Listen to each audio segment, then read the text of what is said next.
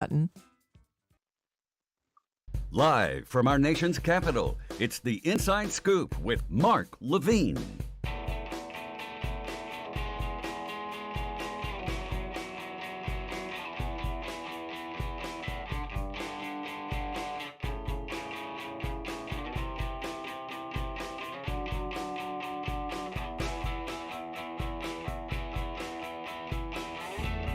Good afternoon, America. Welcome to the Inside Scoop. I'm your host, Mark Levine, and I'm going postal.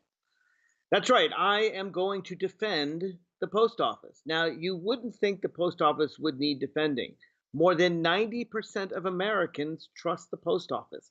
It's something that you would think that Republicans and Democrats, young and old, agree on. It's only been around for, 240 years or so. It's in the United States Constitution. In fact, it's the only government business, I believe, mentioned expressly in the United States Constitution. And it's been doing elections by mail since the Civil War. That's right. More than 150 years ago, soldiers on the front in the Civil War voted by mail.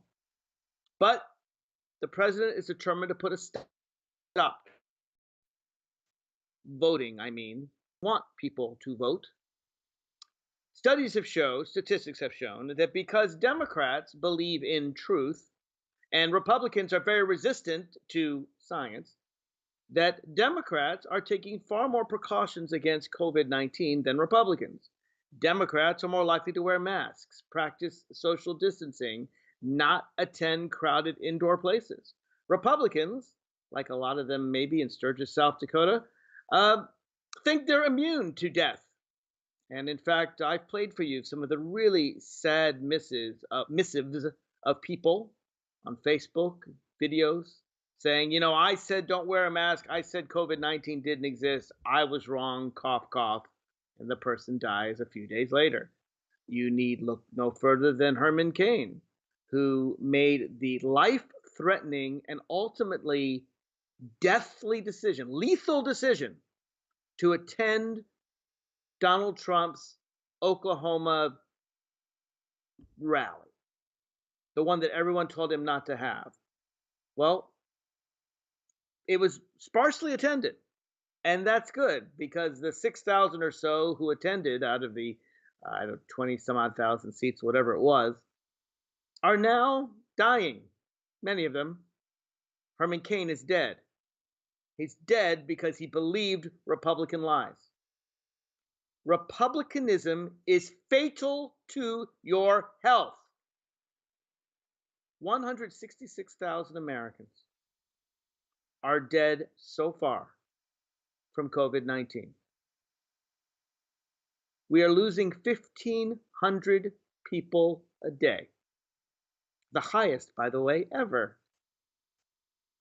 Now, that's not true in the rest of the world. Remember when we laughed?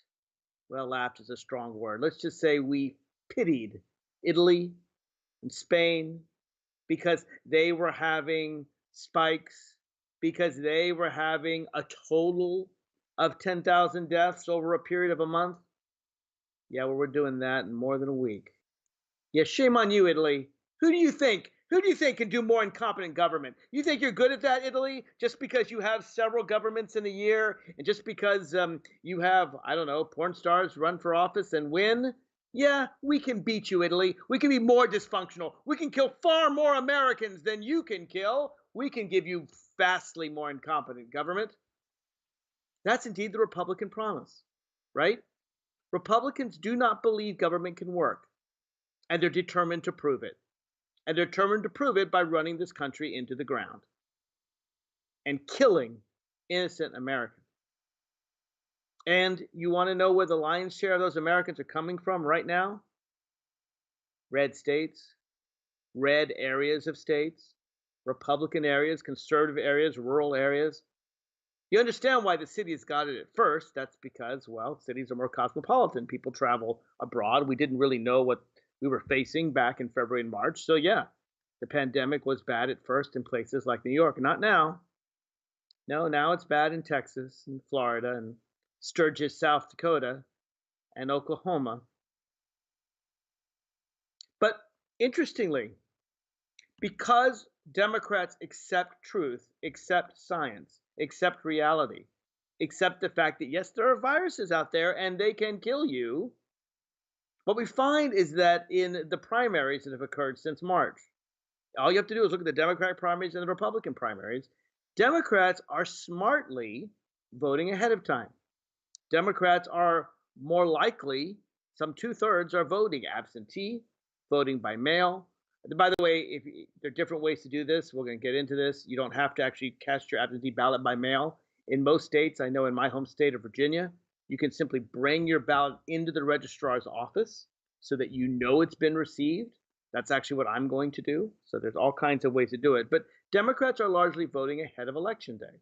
Republicans, believing that they won't die because I don't know, maybe they think if they believe in, they drink the Kool-Aid of whatever their particular political leader or religious leader is telling them, they're invulnerable to death. I heard that, by the way. Did you hear that?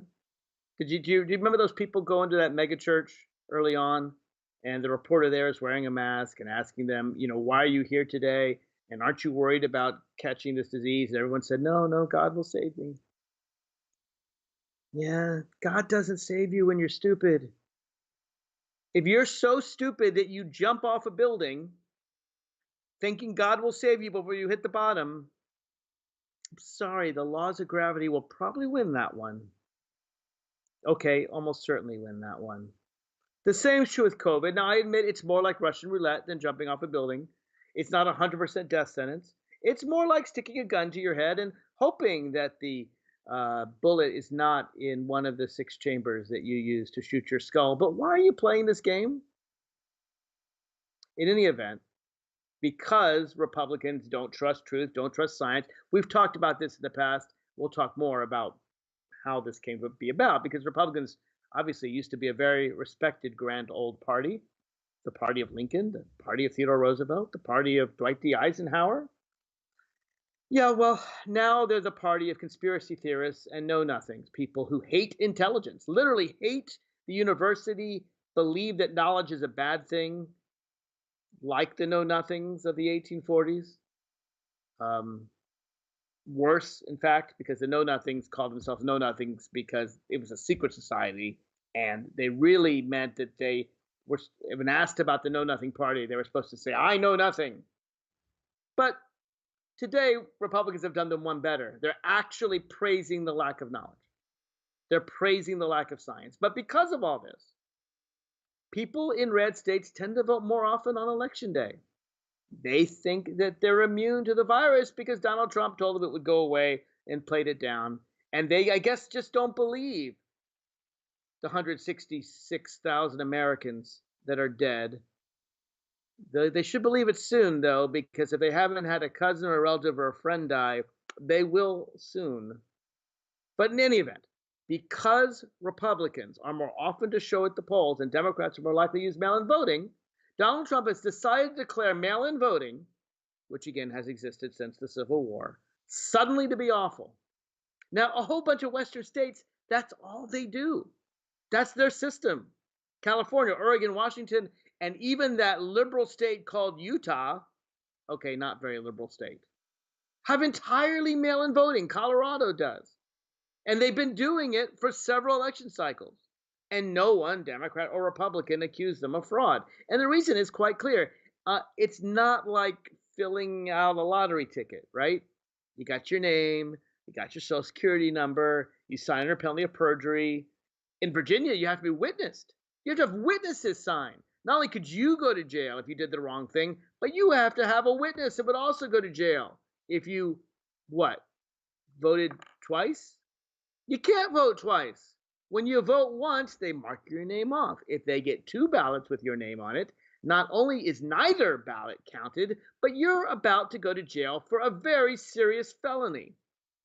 So I'm not sure how mail voting is in danger. But after the break, what's fascinating about this is even though experts agree, Republican and Democratic, remember, Utah is hardly a liberal state, that mail-in voting is a perfectly normal way to vote. It has safeguards, just like in-person voting does, that Donald Trump Your friend may be realizes struggling. or has Remember, been told what you don't is have to true, be there to be which is there. that Democrats are more likely to use mail-in voting than Republicans. And so his response is shut down the mail, end the post office, make it impossible for the post office to get your ballots on time. And he's also working in the states to make sure that any ballots received after the election aren't counted. There's nothing Republicans hate more than democracy, and it's understandable why. It's because they know that the vast majority of the American people oppose them running America into the ground. So they could either change their policy and do things to actually help Americans rather than destroy us, or they could just end free elections. Donald Trump has made his choice. He's going to work to end free elections, and I'll show you how right after this. Hey, Dad, how do airplanes fly? What's in this box? Can I touch this? All right, Where thanks. does sand come from?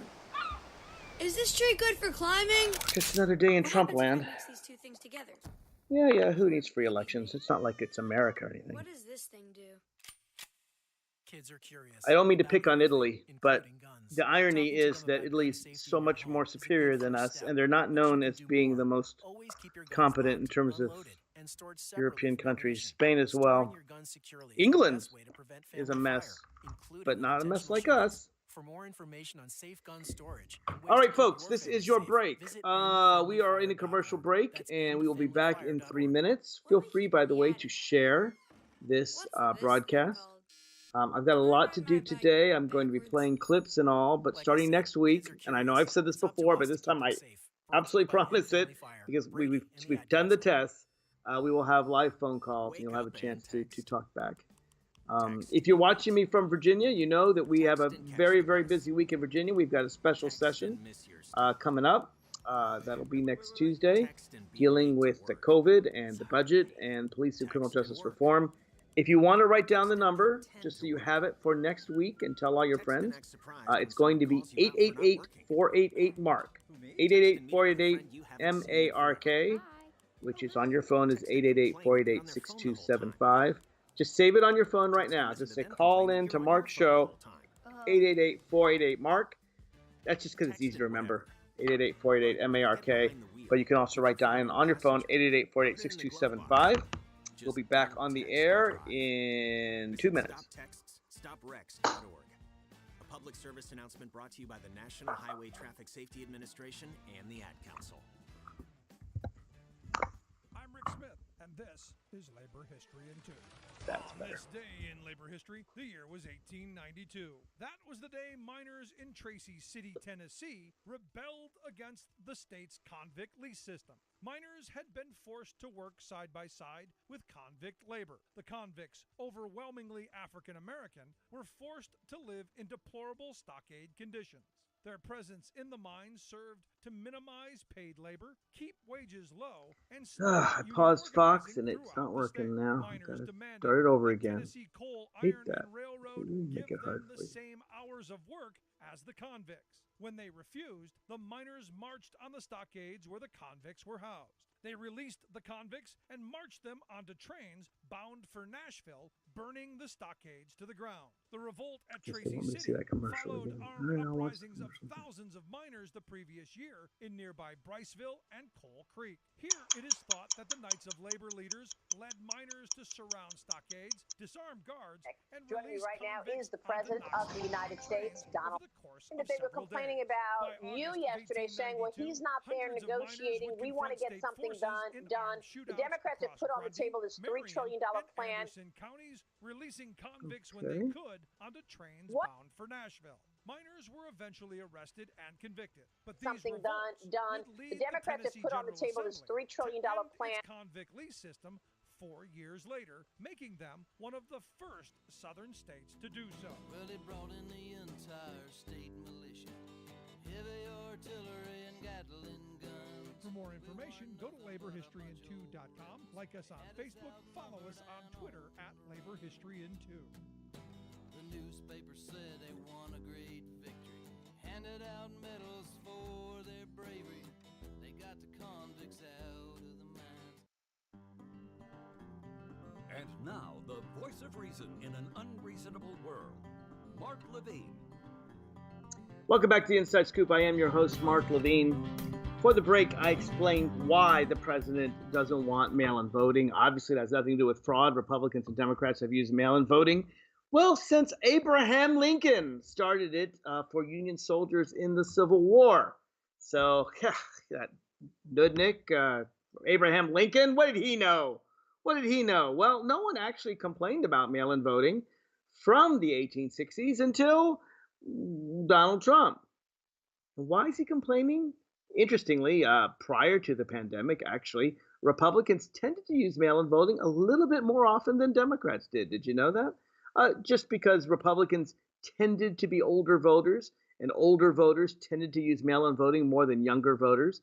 And you never saw Democrats try to stop mail-in voting. But now, as I pointed out before the break, because Democrats respect the fact that the virus will kill you, respect the fact that this is very dangerous, that 166,000 Americans are dead. And by the way, by the fall, it will almost certainly be over 200,000. It may get close to 250,000 or worse. 250,000 people. More people have died unnecessarily in the first 6 months of 2020 than any 6 months in American history. You think you're having a bad year? You are. Yeah, you can pick any 6 months you want. World War II, Civil War. We're going back to rival the great pandemic of 1918. But I think we're going to have more deaths than even in that 6 month period. And we know a lot more about medicine now. To be fair, South Korea had its share of deaths this week. This week we had about 10,000 deaths, and South Korea had 23. And they are a sixth of our population. So I'm not saying we can prevent all deaths. I'm just saying we can prevent 99.99% of them. In any event, because Democrats recognize that the threat of death is real and that death is a bad thing, most of them are not going to the polls. We are voting absentee, mail-in ballots in record numbers. Republicans, more of them, are going to the polls. Now, to be clear, there are Democrats that go to the polls, there are Republicans that vote by mail. But if you look at the mix of voters, you'll find that on average, more Democrats are voting absentee than in person, and more Republicans are voting in person than absentee. Cue in Donald Trump. If he can only shut down the American Post Office, which has existed for 240 years, he can actually stop mail-in voting. So when it's a choice between running an institution that has worked for 240 years or shutting it down to attempt a coup to end an election to steal the presidency, which choice do you think Donald Trump would make?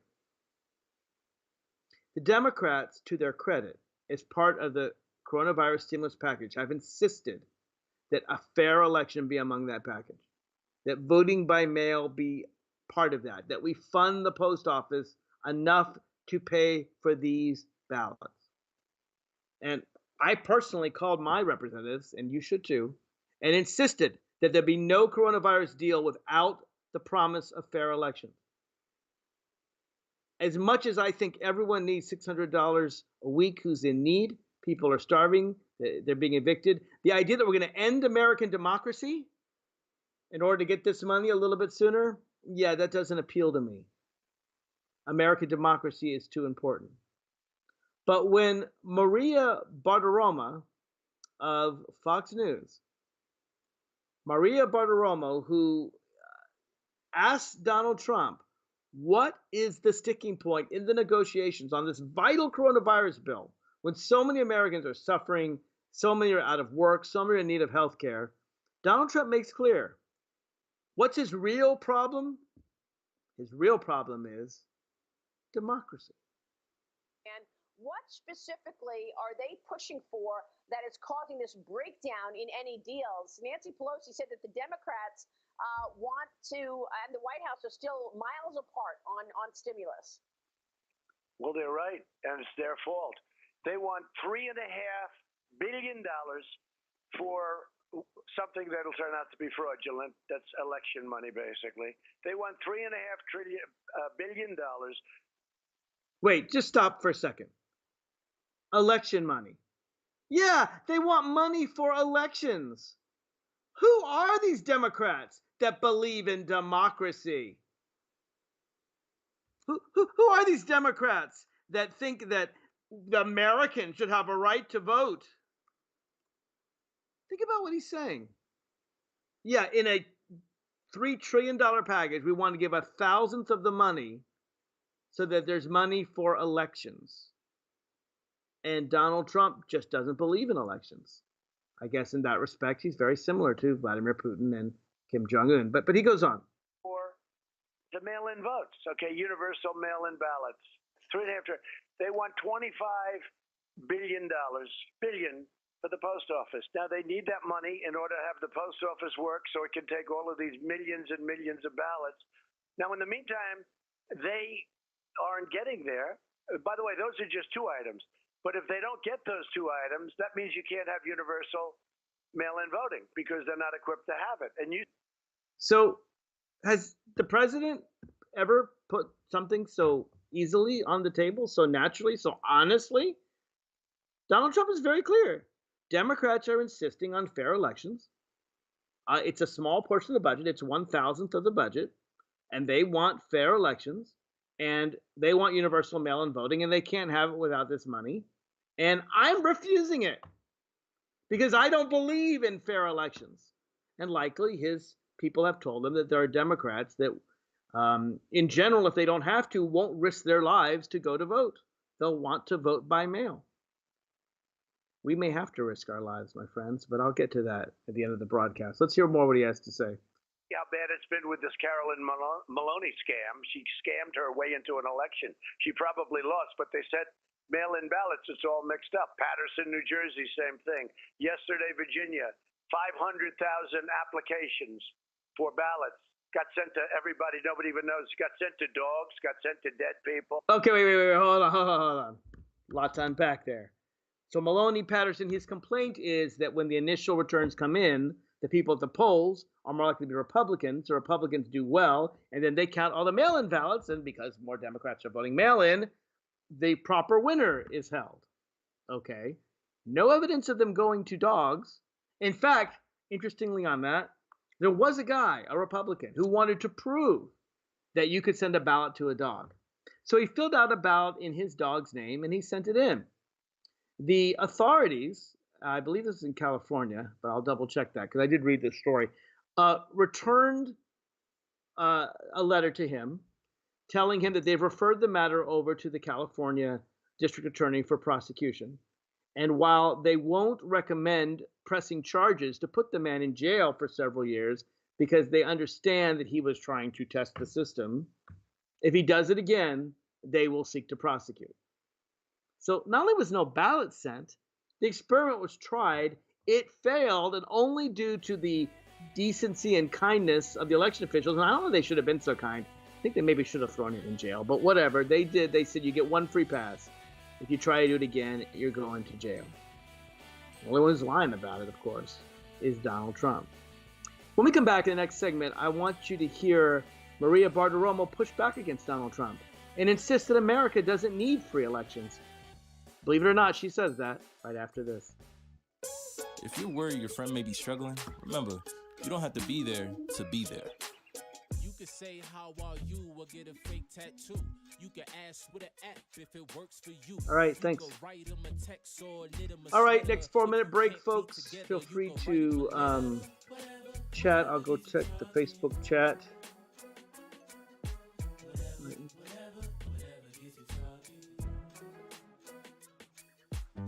Chat on the game, kick off your flip-flops. You can ask on your couch while you binge watch.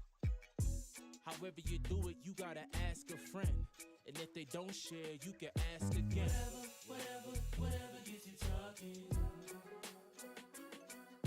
Whatever gets you talking. Reach out to a friend about their mental health. Learn how you can help at seizetheawkward.org. Brought to you by the Ad Council, American Foundation for Suicide Prevention, and the JED Foundation. I was in the middle of the Atlantic Ocean when it happened. There was a sudden jolt and our submarine crashed on the seafloor. We were in total darkness. That's Dr. Dejana Figueroa, a marine biologist and STEM teacher, talking about a deep sea dive she'll never forget. It's funny, when I was a kid, I was afraid of the ocean, and there I was, 2 miles below the surface. But as a scientist, you prepare for that. Using our training and a little creativity, we fixed the sub and finished our experiments. The dive was just too important. Every dive gives us glimpses at things few people ever get to see. Glowing creatures, fiery undersea volcanoes. When we got back to the surface, I kissed the ground and called my mom, of course. But you know what? I wouldn't trade that dive for anything. Dr. Figueroa uses her passion for STEM to discover new things and make the world a better place. She can STEM, so can you. Check out She Can STEM for more stories and inspiration. A message from the Ad Council. I'm Brenda Gazar, the host of Code WAC, your podcast on the state of America's broken healthcare system and how Medicare for All could help. Here's what we're talking about this time. Today, we'll talk about the obstacles in achieving Medicare for All on a national and state level.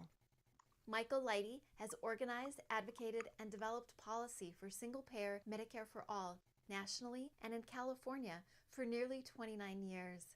He's a founding fellow of the Sanders Institute. Most recently, he was the Healthcare Constituency Director for Bernie 2020. Welcome to Code WAC, Michael. Thank you, Brenda. It's great to be here. In our last pod, you talked about a reluctance on the part of national politicians to work toward Medicare for All. Why do you think that is?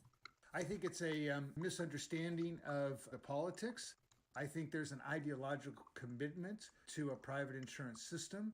And I think there's a donor network, both at the political level and at the philanthropic level through foundations that are simply bought into an institutional politics that says the private sector is better. We can't win it, right? We can't overcome the power of the healthcare industry. So we're just going to come up with, much more complex solutions as a workaround. And it's reinforced by Democrats who support it but don't fight for it. It's reinforced by think tanks that are on the liberal side that don't promote it. And so you basically got, what I say is, if everyone who said they supported Medicare for All actually worked to enact it, we would win it tomorrow. So we have a political problem, a problem of political will. Got it. Thanks so much, Michael. Get the full Code WAC story on progressivevoices.com and on the PV app. You can also listen to our episodes at www.heal-ca.org. This podcast is powered by Heal California, uplifting the voices of those fighting for healthcare reform around the country. All right, starting up in seconds.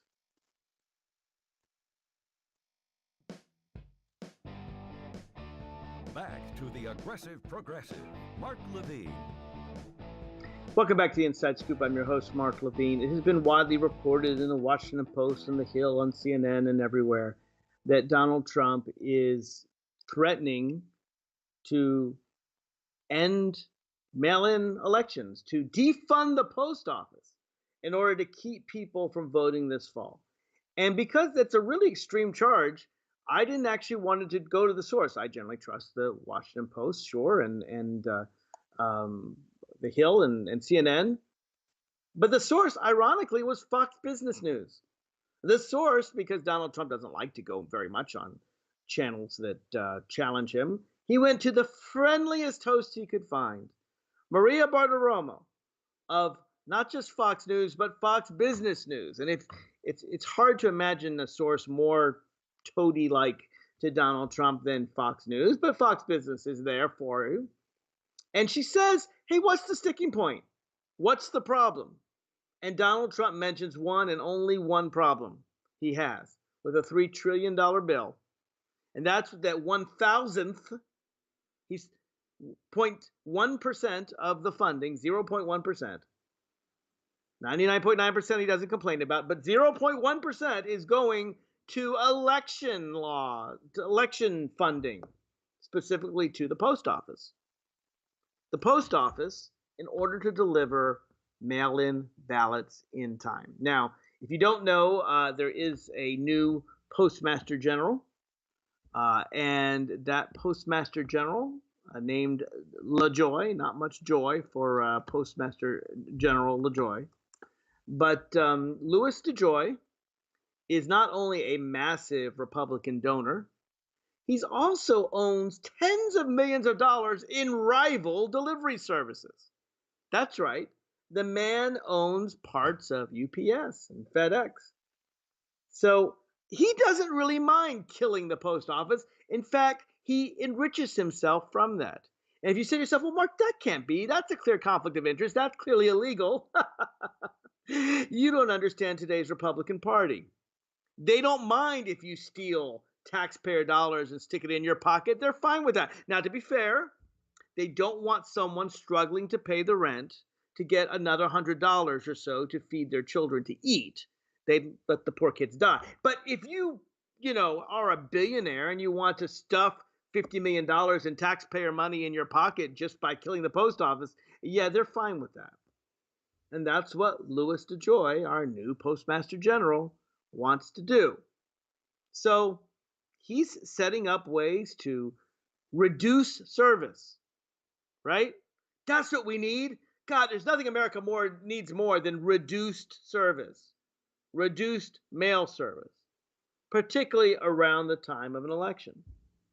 So Trump mentions this. He says this is the only problem with the election. They want this money for the post office so they can have fair mail-in elections.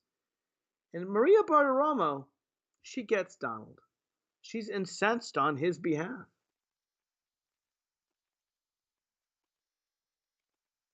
And I was about to play the clip again, but Fox Business wants me to play this commercial. So I'm going to play the damn commercial for 5 seconds, and then I'll play the clip again. Let me get it set up again. All right. We'll turn down the commercial so you don't have to hear it. Whatever, it's some clicking. It doesn't really matter. All right, commercial over. Boom, I'll go right back to where I was. He is the president of the It's amazing they do that, even though I just paused it for 4 minutes. But all right, here we go. Here's where we were. The dead people. Nobody has no idea what happened. They said, oh, we made a mistake. I'm sorry. 500,000 ballots sent in Virginia. How do you feel about Virginia? Now, wait a minute. How do I feel about Virginia? I'm a state delegate from Virginia. I proudly represent the people of Arlington, Alexandria, and Fairfax in Virginia. How do I feel about Virginia? I think 500,000 ballots? That's not enough. There are 8 to 8.5 million people in Virginia. That's 1/16 of us. 8 to 8.5 million people in a statewide election, we can get 5 million votes. That's a tenth of the voters. If we have 500,000 mail-in ballots in Virginia, I say that's not enough, people.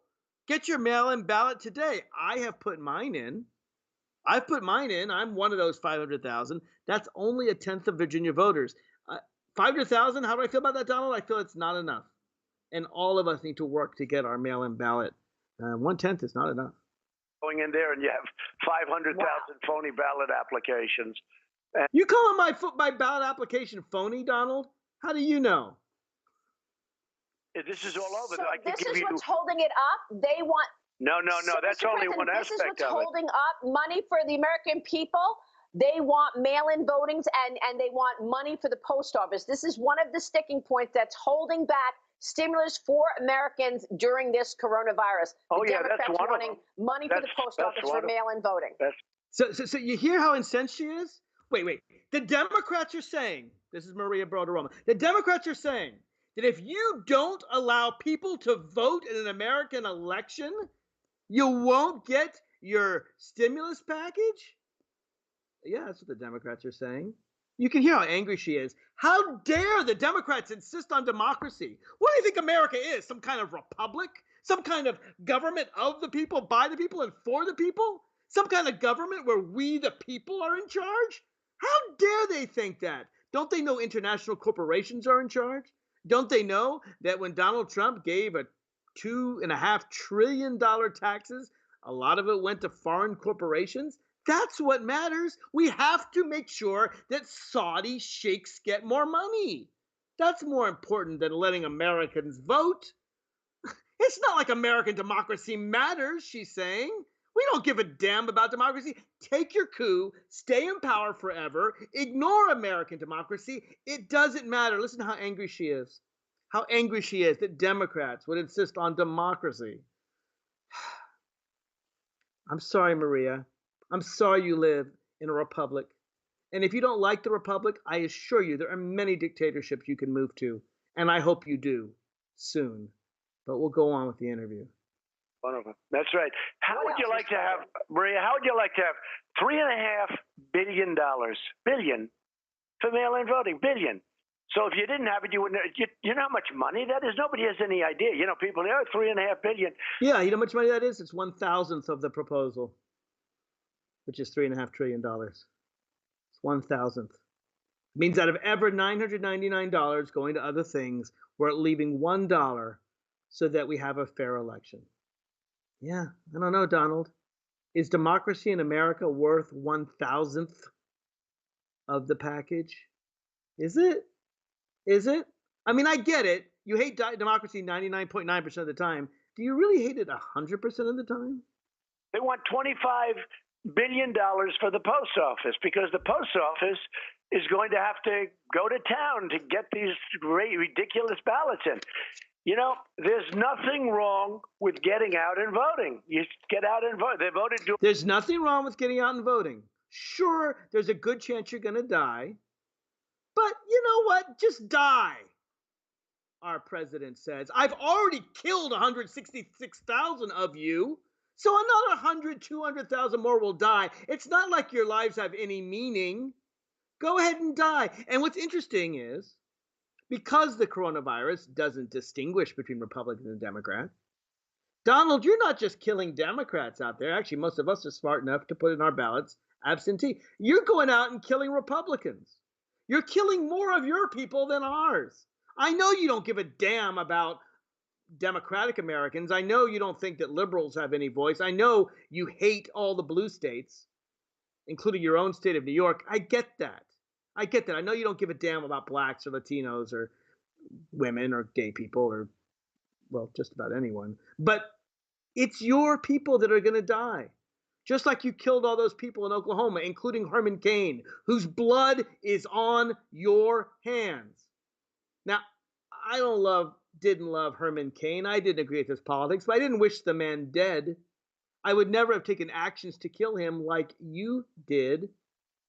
Yeah, what's the harm? What's the harm with in-person voting? Well, that's the harm. Now, don't get me wrong. Don't get me wrong. If you want to go and vote in person and wear a mask and wear gloves and stay 6 feet distance, God bless you. Good luck to you. I know it sort of depends on the state where you are. But if you can go ahead of time, if you can do a mail-in ballot, or, and I should say this, lots of states, and every state's different, but I know in my home state of Virginia, you can actually vote in person without but taking a major risk. And in fact, that's what I plan to do. I have ordered my mail-in ballot, the one that Donald Trump called phony. I'm one of the 500,000 Virginians who did that. But when it comes in, and it comes in mid-September, I'm going to personally hand it over to my local registrar, just because I don't want it to get lost in the mail. I'm going to hand it over to them personally. I know they've taken tremendous precautions, plexiglass, requiring of mask wearing. They're even, by the way, discarding pens that are used to cast a ballot after each vote. They're discarding the pen. There's hand sanitizer. I'm going to make sure that my vote is counted. But the way Donald Trump is so blasé with people's lives, so uncaring about the hundreds of thousands of Americans he's killing. And the irony is that's his whole party right now. Anyway, I'll get to the end of it right after the break. America, your children have an amazing superpower. They can help save lives by not having play dates. That's right. All right, last break, folks. If you want to write in questions or comments, I will respond to them. And then next week we will have phone calls. See if there's any more of this interview I want. I don't know if there is. World War I and World War II, and they should have. Yeah, whatever. It happened in the Civil War. I think that's enough. I can't stand this. Let's talk about Kamala Harris. Let's end on a. America, Your children have an amazing superpower. That's right. They can help save lives by simply washing their hands. Just 20 seconds of thorough hand washing after they've coughed or sneezed or been outside can help fight against the dastardly spread of germs. Armed with only soap and water and hands, your superhero can protect you, your family, and everyone out there in America land. Amazing! Find out more. Hey everyone, welcome to Forward. We are a new kind of doctor's office that's doing primary care differently. He was the heart of Democrats are cheering. He taught you our history. Hill He is helped you Nancy fix your first flight. about your He was the suggested best that you- backyard DJ around. Harris, And every time he tell a story, he in told the 2017. room. But now more than ever, he may feel alone. Today, older adults and their loved ones are struggling to connect in a time when connection has never been more important. But there is something we can do. Embrace our older loved ones through StoryCorps Connect. With StoryCorps Connect, you can honor seniors remotely with an Back interview about their life. in Every 3.5 interview will be minutes. archived at the Library of Congress, becoming part of American history, so that years from now, future generations can listen in. All right, Grandpa. What's one piece of advice you have for me? Just 3 words, sweetheart. Live with courage. The man that had the best stories still has plenty of stories to tell. So connect virtually and but share the I'm conversation a of a little lifetime skeptical of at those. StoryCorpsConnect.org/AARP. It's Connect, okay. honor, I don't share. love them. StoryCorps Connect. Because A I'm. message from AARP, StoryCorps, and Yeah, the I'll Ad talk Council. about it. Look, I mean, again, it's better than nothing, to be sure. America.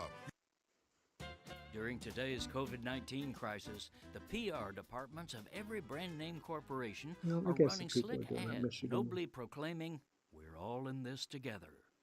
But simultaneously, the lobbying departments of those corporations are ignobly using the public's focus on the health crisis as cover for Yeah, selfishly see, grabbing Connecticut government towns favors. complaining having outside available voters Special around the interests clock are isn't well-off safe. corporate and parochial That's the private only schools, question. where students from some of America's wealthiest families get their education. For years, these private entities I think have the been safest way lobbying is to hand it to your relentlessly to make registrar. taxpayers finance their schools, even though they I was usually looking have for sort of a greatest ideological or hits of Kamala religious Harris, curriculum, and Kamala some even Harris share the at extremist the view that public schools her should be her eliminated. great Extremist nook speech. is where Betsy DeVos resides. Trying to get She's a a video of that. multi-billionaire heiress and longtime funder of far right-wing causes. Chosen by Trump to run That'd be a America's great education speech. department, I'm looking she's for been it. trying to run our schools straight into private hands, but with little success. Then Right. along came the COVID federal go. relief package, including funds to help meet the education needs of low-income students in hard-hit public schools. Hallelujah! And I've shouted had a lot of DeVos, titles over my grabbing the career. coronavirus as a way Most. to advance her agenda. In May, she Yet we have issued a an president edict requiring local who public school carries districts even to more divert millions of the difficult relief to dollars solve. from their disadvantaged That students, proves that the past forcing few them to years share do their not allotment represent with even the richest to private be schools. happened in Charlottesville 3 years ago Trump's today. haughty education secretary rationalized her directive as a Okay, matter of I got some economic greatest hits. fairness, I hope they're good. piously Haven't informing heard a chance to locals hear that 'em they yet. must not discriminate against the rich. This is Jim Hightower saying, luckily, DeVos's share with the rich dictum does not have the force of law, and public schools are fighting back. For information, go to National Coalition for Public Education at ncpecoalition.org.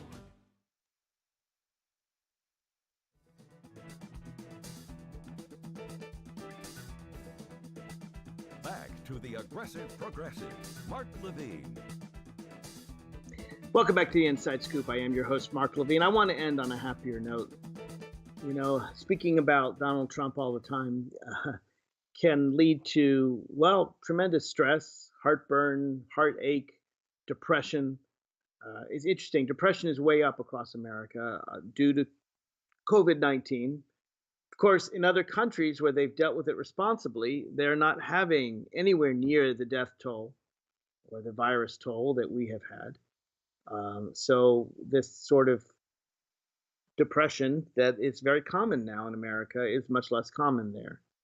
But if there is anything to get you out of depression, to get your juices flowing, to get you happy again, it was the wonderful speeches that, by the way, not just Kamala Harris, but Joe Biden gave. I think the speech of his life, if you saw it yesterday when he announced her as his nominee. But I want to play just sort of some best hits from Kamala Harris's speech, just a minute, to if you missed it, to get a flavor of how good she was, and well, why I think she's a perfect choice for Vice President of the United States. Let's listen in. And I've had a lot of titles over my career, and certainly Vice President will be great. But Mamala will always be the one that means the most.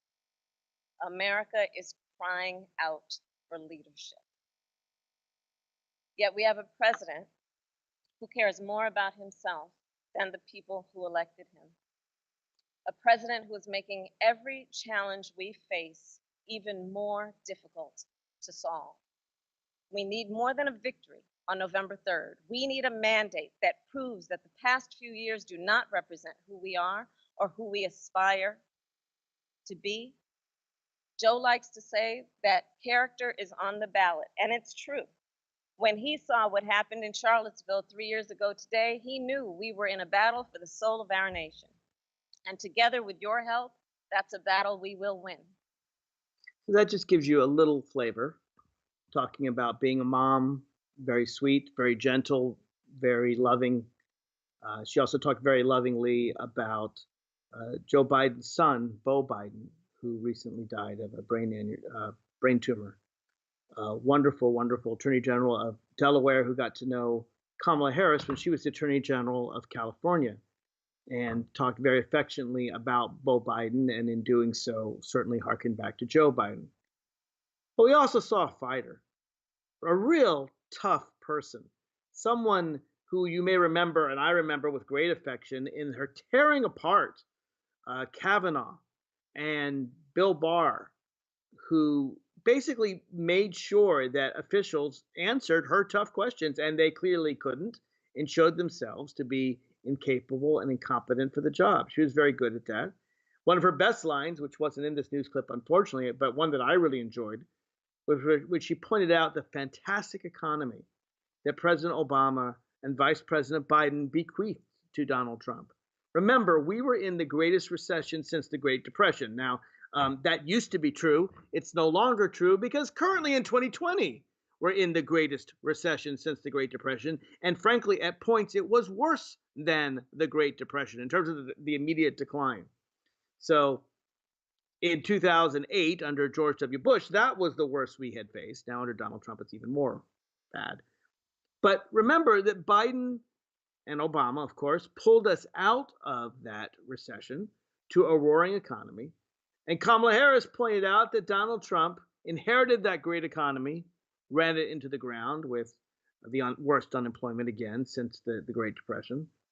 But as she said, and I wish I had the clip in front of me because she said it so much better than I'm about to, Donald Trump runs into the ground everything he inherits. An obvious reference to the fact that he inherited millions, hundreds of millions from his father and managed to go bankrupt how many times? 4 or 5 times. So she's tough, and she's smart, and she's competent. And the thing about her is, let's face it, Republicans never like to see a woman or a black person achieve much. And so they're always looking for tokenism. They're always looking to say, oh, well, you chose someone who really hadn't achieved much. Kamala Harris won 3 statewide elections in the largest state in the United States. Some 1/7 of the American people have already voted for her 3 times, twice as Attorney General of California, once as a California senator. Indeed, Kamala Harris, I'm sure, in one election, got more votes than Joe Biden did his entire career until he ran for vice president, just because Delaware is such a tiny state. Delaware being one of the 3rd or 4th smallest state in the United States, and California being the largest. So she did it on her own. She won tough elections in the nation's largest state. She's had to have executive responsibility. That's what an attorney general does. They have to design basically an entire state's legal system. She's had legislative responsibility, including oversight, really good, tough oversight I mentioned. But she's also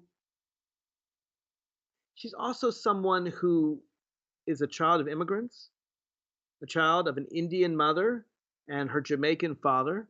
And while she certainly is black and a graduate of Howard University, the fact that she'll be the first Indian American ever to hold high elective office, national elective office, will be amazing and good for the Indian American community. What she's shown, what Kamala Harris shows, is that, well, what do they say about Ginger Rogers and Fred Astaire? Ginger could do everything Fred could do, but backwards and in heels. Kamala's tough, and she's smart, and most importantly to me, she's got heart. She's got a big progressive heart. And I'll tell you something that I also really like about her.